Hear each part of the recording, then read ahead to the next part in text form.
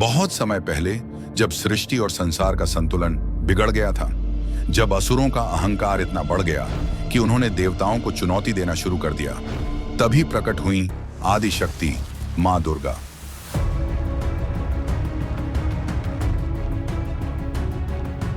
कश्यप राशि के वंश से रंभ और करंभ नाम के दो असुर भाई जन्मे। दोनों ने अलौकिक शक्ति पाने के लिए कठिन तपस्या की। करंभ की तपस्या इंद्र ने भंग कर दी और उसका अंत हो गया।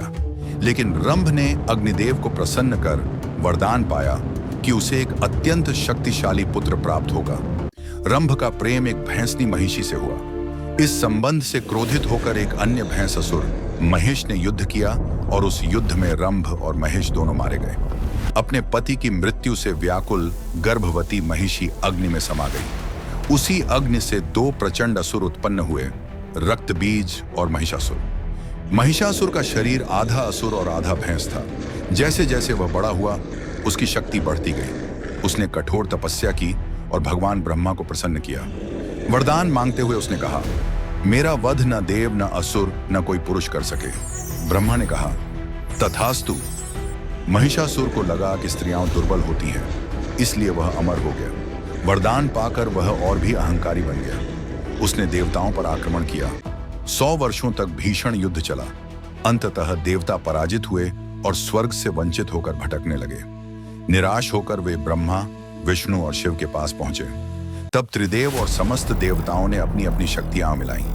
उनके तेज से एक अद्भुत प्रकाश प्रकट हुआ और उस प्रकाश से जन्मी महाशक्ति मां दुर्गा। उनके रूप का हर अंग किसी देवता के तेज से बना था। शिव ने त्रिशूल दिया, विष्णु ने चक्र दिया, इंद्र ने वज्र दिया, हिमालय ने सिंह को उनका वाहन बनाया। उनका स्वरूप इतना प्रचंड था कि उनकी गर्जना से धरती कांप उठी और समुद्र मथने लगे। अब आरंभ हुआ भीषण युद्ध। महिषासुर अपनी सेना के साथ आया। वह बार बार रूप बदलता, कभी सिंह, कभी हाथी, कभी पुरुष और अंत में विशाल भैंस। लेकिन मां दुर्गा हर रूप में उससे डटकर लड़ी। 9 रातों और 10 दिनों तक संग्राम चलता रहा। अंततः 10वें दिन मां दुर्गा ने अपने त्रिशूल से महिषासुर का वध कर दिया। उसकी अंतिम गर्जना उसके अहंकार का अंतिम स्वर थी। देवताओं ने आकर देवी के चरणों में प्रणाम किया और स्तुति की, हे मां, आप ही सृष्टि की आद्य शक्ति हैं, आप ही लक्ष्मी हैं, आप ही सरस्वती हैं, आप ही आदि हैं और आप ही अनंत।